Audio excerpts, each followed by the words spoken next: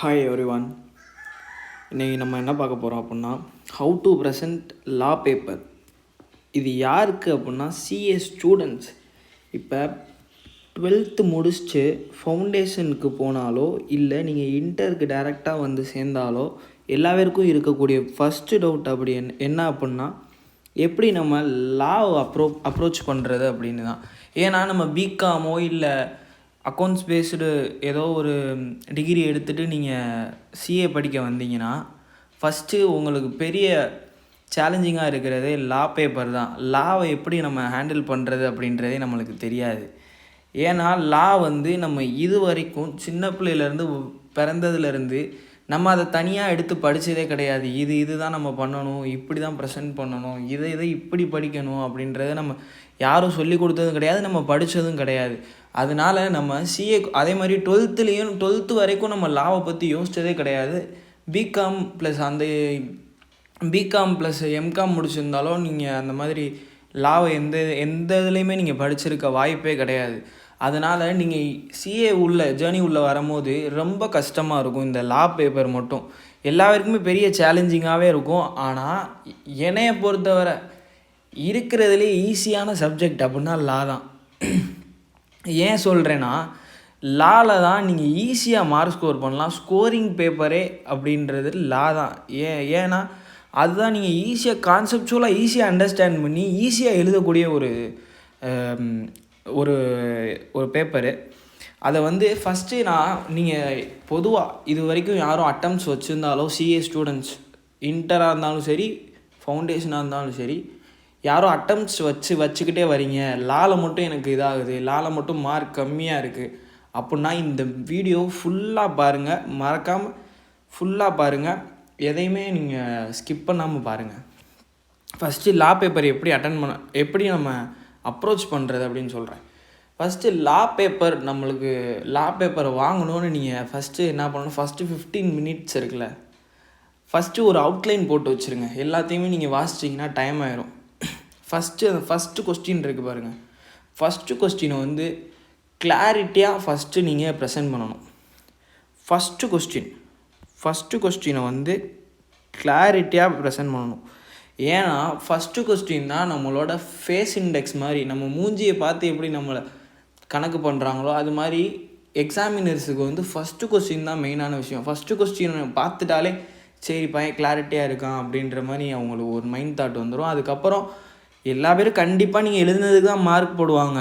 ஆனால் நல்லா எழுதுகிறவங்களுக்கும் நல்லா எழுதாதவங்களுக்கும் என்ன டிஃப்ரென்ஸ் அப்படின்னா, அந்த ஃபஸ்ட்டு கொஸ்டின்லேயே ஃபஸ்ட்டு இம்ப்ரெஷன் அப்படின்றது வந்துடும். அதனால் ஃபஸ்ட்டு கொஸ்டினை எல்லா பேரும் டார்கெட் பண்ணுங்கள். ஃபஸ்ட்டு கொஸ்டினை பெரும்பாலும் ரொம்ப கிளாரிட்டியாக அந்த கொஸ்டினை எழுதுங்க. இன்னொன்று எல்லா பேரும் பண்ணுற மிஸ்டேக் என்னென்னா, வேர்ட்ஸ் நம்ம யூஸ் பண்ணுறது. எல்லா பேருமே சொல்லியிருப்பாங்க நீங்கள் உங்கள் ஓன் வேர்ட்ஸில் எழுதுனா மார்க் வரும் அப்படின்னு சொல்லியிருப்பாங்க. ஆனால் ஓன் வேர்ட்ஸில் எழுதலாமா அப்படின்னு கேட்டால் எழுதலாம்.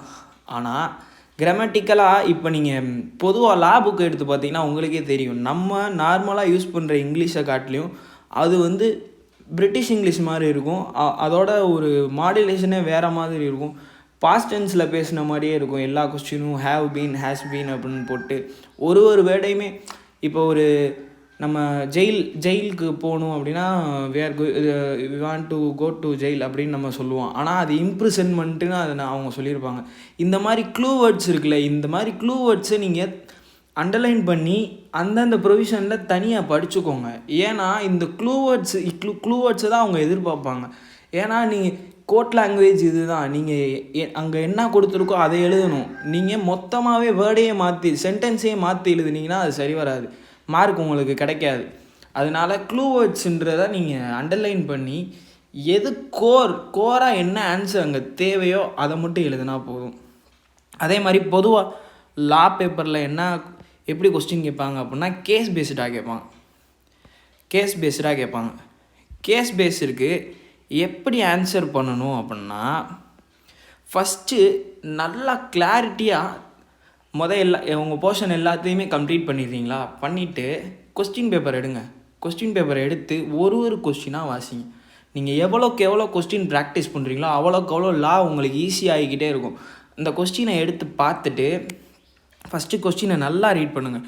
ஒரு தடவை ரீட் பண்ணாலும் கிளாரிட்டியாக ரீட் பண்ணுங்கள். கிளாரிட்டியாக ரீட் பண்ணிட்டு இதுக்கு என்ன வரும், எந்த டாப்பிக்கு கீழே இந்த கொஸ்டின் வருதுன்றதை கரெக்டாக நீங்கள் கணிச்சு வச்சு ஃபஸ்ட்டு எடுத்தோன்னே ப்ரொவிஷன் எழுதுங்க. ப்ரொவிஷன் தான் ஃபஸ்ட்டு.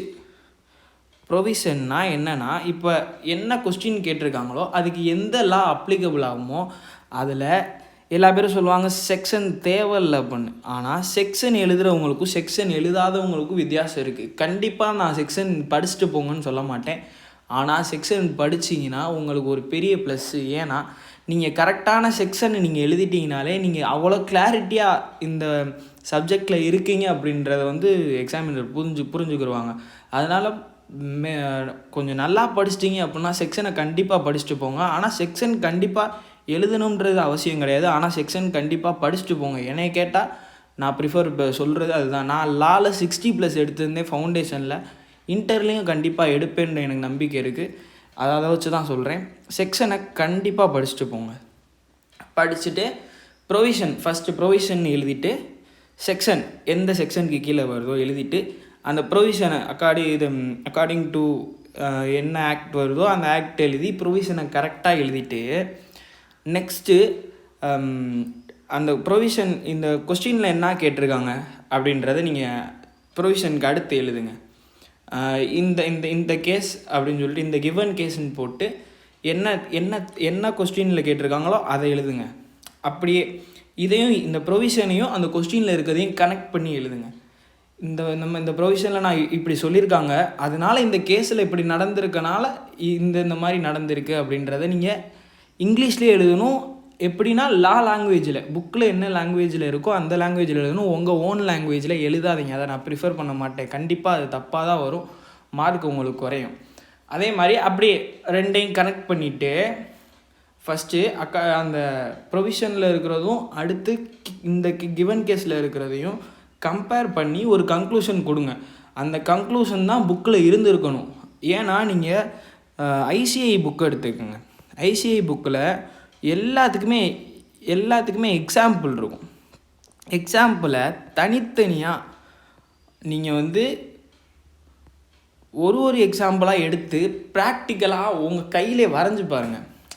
இப்போ Ram has sold 10 bags of goods to சீதான் ஒரு வேர்டு இருக்குதுன்னு வச்சுக்கோங்களேன். வேர்டை உங்கள் நோட்டில் இந்த எக்ஸாம்பிள் 1ன்னு போட்டு புக்கில் இருக்க எக்ஸாம்பிள் 1 போட்டு உங்கள் நோட்டில் எழுதி வச்சுக்கோங்க. ராமுன்னு ஒரு ஆளை வரைஞ்சி ஒரு ஆரோ மார்க் போட்டு குட்ஸை போட்டு அந்த மாதிரி உங்கள் மைண்ட் அது புக்கில் என்ன இருக்கோ அதை உங்கள் மைண்டுக்கு கொண்டு உங்கள் நோட்டில் எழுதிட்டிங்கன்னா நாளைக்கு நீங்கள் ரிவிஷன் பண்ணும்போது கண்டிப்பாக 3 ரிவிஷன் எல்லா சப்ஜெக்ட்டுக்கும் பண்ணி ஆகணும். அது ஜெனரல் ரூல், எல்லா சிஎஸ் ஸ்டூடெண்ட்ஸுக்கும் தெரிஞ்சது தான். ஆனால் இந்த இடத்துல நான் சொல்கிறது உங்கள் மைண்ட் மேப் மாதிரி ஒன்று நீங்களே க்ரியேட் பண்ணி வச்சுக்கோங்க. உங்கள் நோட்டில் தனியாக படிக்கும் போது எழுதி வச்சுக்கிட்டீங்க அப்படின்னா ரொம்ப ரொம்ப ரொம்ப ஈஸியாக இருக்கும். அடுத்து நீங்கள் பார்க்கும் போதே உங்களுக்கு தெரிஞ்சிடும் இந்த கேஸில் இதுதான் வரும். அப்போ இந்த மாதிரி கொஸ்டின் கேட்டாங்கன்னா இப்படி தான் நம்ம எழுதணும்.